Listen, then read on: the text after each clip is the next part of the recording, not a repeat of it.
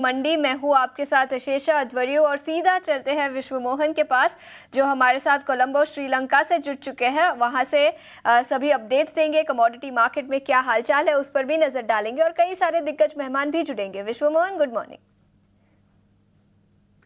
शुक्रिया अशेषा। मैं कोलंबो से मुनाफे की मंडी की शुरुआत करते हैं और आज हमारे साथ 3 मेहमान हैं। धर्मेश भाटिया हैं दुबई से, एमिरेट्स एनवीडी से, साथ ही दिनेश सोमानी है प्रो इंटेलीट्रेड सर्विसेज से और साथ ही डॉक्टर वीवी मेहता हैं सॉल्वेंट एक्सट्रैक्टर्स एसोसिएशन के ईडी हैं। उनसे हम खाने के तेल के इंपोर्ट के जो नंबर आए हैं दिसंबर के महीने में उसके क्या मायने हैं, नेपाल से क्यों रिफाइंड तेल का इंपोर्ट बढ़ा है, इन मुद्दों पर बातचीत होगी। लेकिन शुरुआत हम करेंगे नॉन एग्री मार्केट के साथ। सबसे पहले बात बेस मेटल्स की करते हैं क्योंकि बेस मेटल्स में आज काफी गिरावट दिख रही है। जिंक 1.5% से ज्यादा टूट चुका है, एल्युमिनियम में आधे से % से ज्यादा की गिरावट, कॉपर और लेड में भी इतनी ही गिरावट दिख रही है। दिनेश जी, क्या हो रहा है? बेस मेटल्स आज अचानक से गिरावट बढ़ी है, आप क्या वजह मानते हैं? और टेक्निकली अगर किसी को यहाँ पर ट्रेड करना हो तो किस साइड का ट्रेड लेना चाहिए? जी नमस्कार ऋषभमोहन जी। कॉपर की बात कहूं तो मैं 790 से 830 40 रुपए की तेजी बहुत ही फास्ट और क्विक आई है। एक करेक्टिव फेज भी बाजार में नहीं आया और मुझे लगता है जो बाजार में भी आया करेक्टिव फेज है। ऊपर के लेवल से मात्र 5 रुपया नीचे आया है। आई थिंक 822 823 के आसपास कॉपर आ सकता है और उन लेवल पर खरीदारी इसमें दोबारा लौट कर निकल के आ सकती है। 831 का एक मेजर रेजिस्टेंस है, तो आई थिंक 822 से 830 यह टारगेट होना चाहिए। नीचे में 818 के नीचे का स्टॉप लॉस होना चाहिए।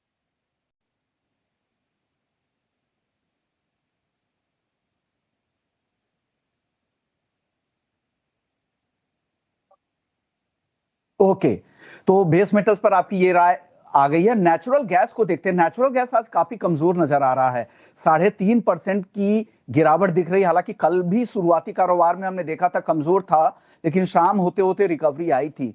यहां से नेचुरल गैस आपको कैसा दिख रहा है दिनेश जी? विश्वमोहन जी, कल 224 के करीब का इसने लो बनाया है, 324 के करीब इसने लो बनाया था और 324 से ये रात में ही बढ़कर 348 के आसपास का लेवल इसने छुआ है। अब मुझे लगता है अपसाइड इसमें ज्यादा रेस्ट्रिक्टेड रहेगी, करीब करीब इन करंट लेवल्स पर भी इसमें बिकवाली की जा सकती है। 338 339 40 इस लेवल के आसपास बिकवाली करना चाहिए। 346 का स्टॉप लॉस मेंटेन करे और मुझे दोबारा 324 325 के लेवल इसमें नजर आते हैं। तो आई थिंक जो वोलेटिलिटी है अब ये रेस्ट्रिक्टेड है। डाउनसाइड मुझे लगता है 318 320 का सपोर्ट है, अपसाइड 345 350 का रेजिस्टेंस। चलिए, हमारे साथ धर्मेश भाटिया जी भी हैं, उनके पास भी चलते हैं। धर्मेश जी, सबसे पहले बेस मेटल्स पर आपकी राय चाहूंगा। यहाँ पर आज गिरावट ज्यादा दिख रही है, क्या वजह है? और पोजिशनली अगर आपको कुछ यहाँ पर पसंद आ रहा हो ट्रेड के लिए तो वो बताइए हमारे दर्शकों को सर। देखिए, अगर आप बेसमेंट की बात करें तो अच्छी खासी रैली देखने मिली थी लास्ट पिछले हफ्ते और यहाँ से मार्केट में थोड़ी सी एक प्रॉफिट बुकिंग आई है। मैं एक्सपेक्ट करता हूँ कि ये जो प्रॉफिट बुकिंग है वो जारी रह सकती है। अगेन जो डॉलर है वो काफी फॉर्म है सारे करेंसी में, और आप देखिए डॉलर को अगेंस्ट सारे करेंसी पिटी हुई है इंक्लूडिंग आईएनआर को। तो उस कारणवश आप देखिए तो डॉलर अगर फॉर्म होता है तो कमोडिटी मार्केट में मंदी आती है। और अगर आप दूसरी बात देखें तो जो जियोपॉलिटिकल जो अनरेस्ट अभी आ रहा है फिर से, लाइक अगर आप देखिए तो रशिया को चोक किया जा रहा है ऑयल के हिसाब से, तो काफी सारे पाबंदियां आने की वजह से भी कमोडिटी मार्केट में आपको मंदी आने की सना है। तो मैं एक्सपेक्ट करता हूँ कि ये मंदी जारी रह सकती है। स्पेशली आप कॉपर की बात करें तो जो 800 की कमोडिटी ऑलमोस्ट 830 तक पहुंच गई थी, अब यहाँ से मुनाफा वसूली आ सकती है और प्राइस यहाँ से और 5 से 10 रुपए की लेवल लुढ़क सकता है करंट लेवल से। तो मैं सलाह दूंगा आप यहाँ पे बिकवाली करके चले, 830 के स्टॉप लॉस मेंटेन करें और 815 से लेके 810 के टारगेट के लिए आप यहाँ पे निवेश करके चल सकते हैं। अच्छा मुनाफा मिल सकता है मंदी रहेंगे तो। ओके, तो चलिए बेस मेटल्स पर आप लोगों को राय मिल गई है। आपके पास गोल्ड सिल्वर क्रूड के लिए आएंगे धर्मेश जी और दिनेश जी, आप बने रहिए। हमारे साथ एक और मेहमान है, उनके पास पहले चलते हैं। वीवी मेहता साहब के पास, सी के ईडी हैं। शुक्रिया सर, आपने वक्त निकाला। सर, पाम तेल की इंपोर्ट में तेज गिरावट देखने को मिल रही है। हालांकि दाम तो ज्यादा है ही और सॉफ्ट ऑयल आपको सस्ता मिले तो डेफिनेटली लोग सस्ता तेल, और हमारा मार्केट तो ऐसे भी प्राइस सेंसिटिव है। पाम तेल में की जो इंपोर्ट में कमी आई है, आगे भी ये ट्रेंड चलेगा या अब यहां से ब्रेक होगा? क्योंकि भाव तो थोड़े नरम जरूर हुए हैं, आगे का ट्रेंड आपको कैसा दिख रहा है पाम तेल इंपोर्ट को लेकर मेहता जी? देखिए, पहले 2 महीने में अगर आप भाव देखें सोयाबीन और पाम और सनफ्लावर का, आज से 1 महीने के पहले दिसंबर में पाम था 1310 और आज 1190।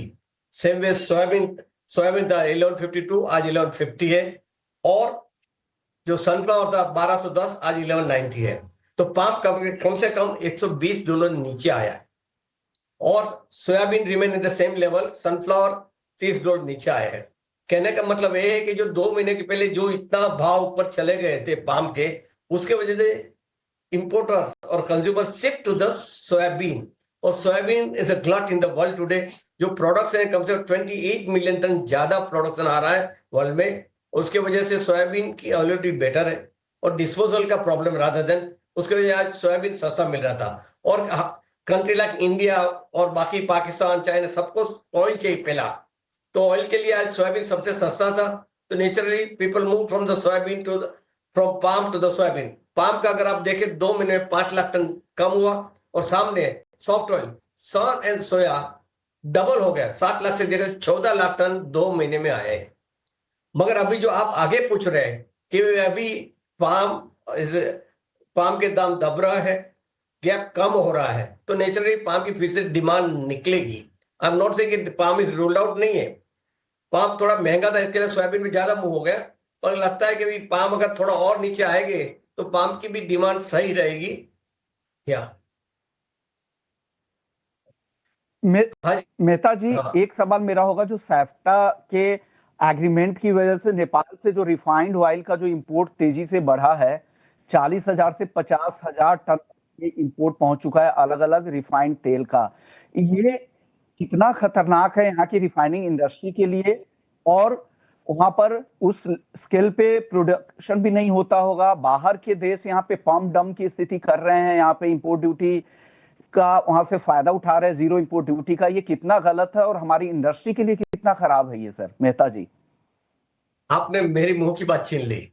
जो आज सबसे बड़ा प्रॉब्लम आ रहा है, जो अंडर साफ्टा तेल आना शुरू हो गया नवंबर दिसंबर 2 महीने, अक्टूबर नवंबर में 2 महीने में, 2 अक्टूबर से अभी जब ये ड्यूटी अपने ये बढ़ी, कम से कम 50,000 टन तेल आया। दिसंबर में जो दिसंबर और हर ऐसा लगता है कि हर महीने 40 से 50,000 टन तेल आएगा। अगर हम नेपाल की बात करें कि नेपाल का टोटल पॉपुलेशन कोई 3 करोड़ की आबादी है, 15 लीटर की उसकी पर कैपिटा कंजम्पशन है, उनको 4-4.5 लाख टन तेल चाहिए साल में। और आज जो इंपोर्ट कर रहा है कम से 7 से 7.5 लाख टन इंपोर्ट कर रहा है। उसका मतलब ये है कि जो 2 से 3 लाख टन एक्सेस इंपोर्ट कर रहा है, उनकी मार्केट का इंडिया ही मार्केट है। और आज अभी ऐसा हो रहा है कि वो जो तेल पहले तो नॉर्दर्न इंडिया और बंगाल में तकलीफ देता था, अभी तो राजस्थान और एमपी तक वो नेपाल का माल आ रहा है, पैक होके आ रहा है, आपके नाम से डब्बा पैक होके बन के आ रहा है। और सस्ते आ रहे हैं, $50 सस्ता मिल रहा है। तो नेचुरली लोकल वाले को तकलीफ दे रहा है। और हमने भी रजूआत गवर्नमेंट में भी कर रहे हैं कि भाई ये थोड़ा कुछ चेकमेट होना चाहिए, क्योंकि साफ्टा के अंदर सर्टेन प्रोविजन है। तो government can not stop India, के लिए घरेलू स्टॉप नहीं रिफाइनिंग कर पाया। इंडस्ट्री के लिए बहुत ही मगर खराब अगर है कोई और गवर्नमेंट इसको रास्ता निकाले सरकार कि को जैसे जरूर यहाँ पे संज्ञान में लेना चाहिए। स्टेट वाइज जो डिवाइड भी कर अगर दे। आप इंपोर्ट करते भी हैं तो उसके एग्रीमेंट के तहत क्या टर्म्स एंड कंडीशंस है, उसके आधार पे ही इस तरह के इंपोर्ट होने चाहिए। ये नहीं कि आप किसी भी देश का रिफाइंड तेल वहां पर लाके इस तरह का इंपोर्ट किया जाए। शुक्रिया मेहता जी, वक्त कम है लेकिन आपने सारे मुद्दे, जो अहम मुद्दे थे, उस पर बातचीत आपने की, अपनी राय रखी सी की तरफ से। चलिए आगे बढ़ते हैं, हमारे दोनों मेहमान बने हुए गोल्ड और सिल्वर पे फटाफट से राय लेते हैं। धर्मेश जी, वक्त बहुत ज्यादा नहीं है, 30 सेकंड में सोना और चांदी दोनों पर आपकी राय चाहिए थी। देखिए, छोटी अवधि के लिए मैं अभी भी काफी बुलिश हूँ। मुझे लगता है कि मार्केट में अनसर्टेनिटी के कारण सोना और चांदी यहाँ से पिकअप हो सकता है। मैं दोनों में निवेश करने की सलाह दूंगा, स्पेशली सोने की तरफ ज्यादा बेट करूंगा, क्योंकि अगर रुपया वीक होता है तो इन डोमेस्टिक मार्केट में भी आपको सोने में एटलीस्ट 200-300 रुपए की और तेजी देखने को मिल सकती है। इंट्राडे प्रोस्पेक्टिव से मैं सोने में निवेश करने को करेंगे। 200 रुपए का स्टॉप लॉस मेंटेन करिए और इमीडिएट टारगेट इसका 78,800 से लेके 79,000 के टारगेट के लिए आप यहाँ पे निवेश करके चल सकते हैं सोने में। आप दिनेश जी, आपको क्या लगता है सोना चांदी यहां से किस तरफ जाने वाला? हालांकि सुस्ती आज काफी दिख रही है चांदी में। इवनिंग में इन्फ्लेशन डेटा है विश्वमोहन जी, मुझे लगता है इवनिंग का वेट करना चाहिए। 78,150 इवनिंग में आएगा ये। 78,150 के आसपास बाय कीजिए और 78,600 का लेवल उस साइड देखने मिल सकता है। और 77,940 का स्टॉप लॉस मेंटेन करना चाहिए। ओके ओके, चलिए तो गोल्ड और सिल्वर को लेकर ये कॉल आ गया है। कच्चा तेल अगर देखें तो कल करीब 1.5% गिरने के बाद आज हल्की तेजी दिखा रहा है। धर्मेश जी, यहाँ से क्रूड की चाल आपको क्या दिख रही है? देखिए, कच्चे तेल की बात करें तो मुझे लगता है कच्चा तेल यहाँ से मुनाफा वसूली आ सकती है। काफी स्पाइक हो चुका है प्राइस में, $3 से $4 की तेजी आपको लास्ट 2-3 ट्रेडिंग सेशन मिला है। ये कंप्लीटली रशिया के पाबंदी के कारण हुआ है। बट अगर मार्केट में ये ईज आउट होता है और क्योंकि आगे के महीने बैकवर्डेशन में चल रहे, तो मैं रेकमेंड करूंगा कि करंट लेवल पे आप यहाँ पे बिकवाली करके चल सकते हैं।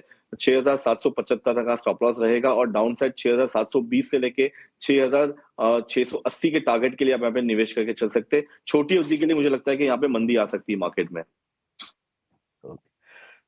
ओके, तो ये क्रूड को लेकर राय है धर्मेश जी की। शुक्रिया धर्मेश जी आपका, दिनेश जी आपका, आप लोगों ने वक्त निकाला। बहुत ज्यादा समय नहीं था आज, हालांकि वुमेन वेडनेसडे की वजह से, लेकिन आगे हम आपसे जरूर पूरी विस्तृत राय लेंगे। तो मुनाफे की मंडी को यहीं समेटेंगे, लेकिन